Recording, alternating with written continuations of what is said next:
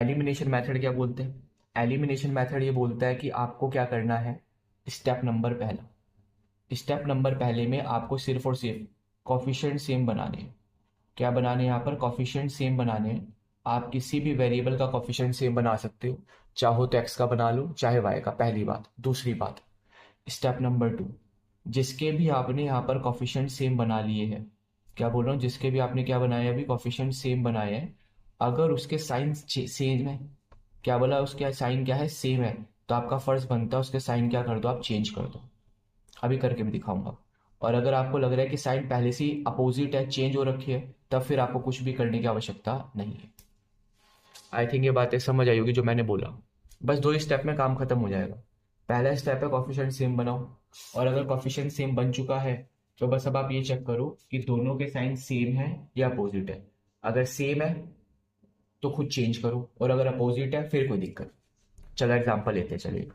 Example के तौर पर यहाँ लिखा हुआ है एक्स प्लस का वाई है, बराबर में क्या लिखा हुआ है, 5 है। अगले में लिख कर दिया हुआ है यहाँ पर 2x माइनस का 3y है, इज इक्वल टू कितना है, 4 है।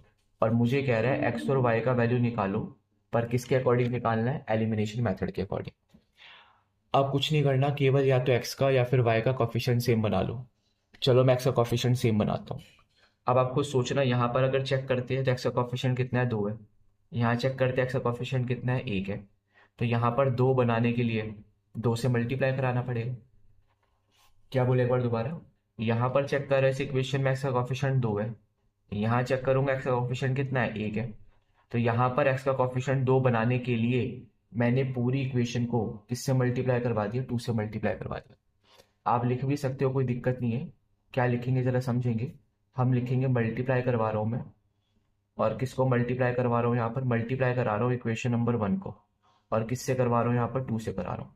क्यों करवा रहा हूँ वो समझ गए होंगे, ताकि कॉफिशिएंट सेम बन जाए एक्स का। अगर y का बनाना होता तो यहाँ पर y का कॉफिशिएंट 3 है, यहाँ पर y का कॉफिशिएंट 1 है, तो इसको 3 से करा देते। समझ लोगे आप मेरी बातें करते।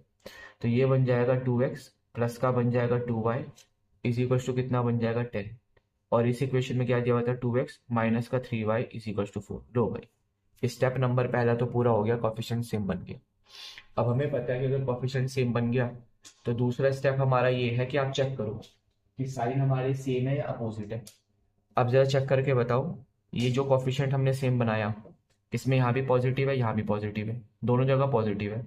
और हमें पता है अगर दोनों जगह साइन सेम हो तो आप खुद से क्या कर दो, चेंज कर दो।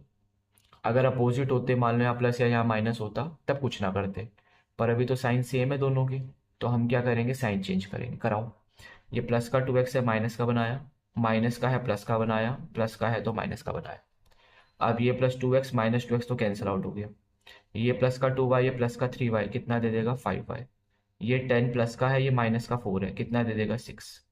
तो y इज इक्वल टू कितना निकल कर आ गया, 6/5। अगर y का वैल्यू आ गया, अब तो कुछ भी नहीं करना, किसी भी इक्वेशन में उठाकर डाल दो, x का वैल्यू आ जाएगा। तो मैंने क्या करा, इसी इक्वेशन में डाल दिया। यहाँ पर क्या था, x था प्लस का, y की जगह आया था 6/5, बराबर में कितना था, 5। तो x की जगह पर आ गया 5 माइनस का 6/5। एलसीएम ले लो।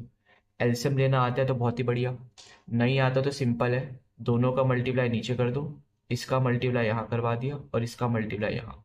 तो x का वैल्यू कितना आ गया, 19/5। तो मेरा मानना है कि एलिमिनेशन मेथड और सब्स्टिट्यूशन मेथड का बेसिक आपको क्लियर हो गया होगा कि हम करते क्या है।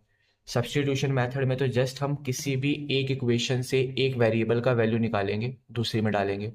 एलिमिनेशन मेथड में पहले कॉफिशिएंट सेम बनाओ अगर नहीं है तो, और बनाने के बाद क्या करना है आपको, अगर साइन सेम है तो चेंज कर दो, साइन खुद से चेंज करे हुए फिर कोई दिक्कत नहीं, फिर सॉल्व कर दो, सिंपल।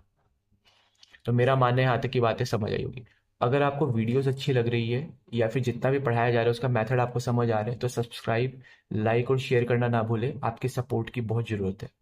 तो ऐसी अच्छी वीडियो के साथ मिलेंगे नेक्स्ट क्लास में। तब तक के लिए थैंक यू।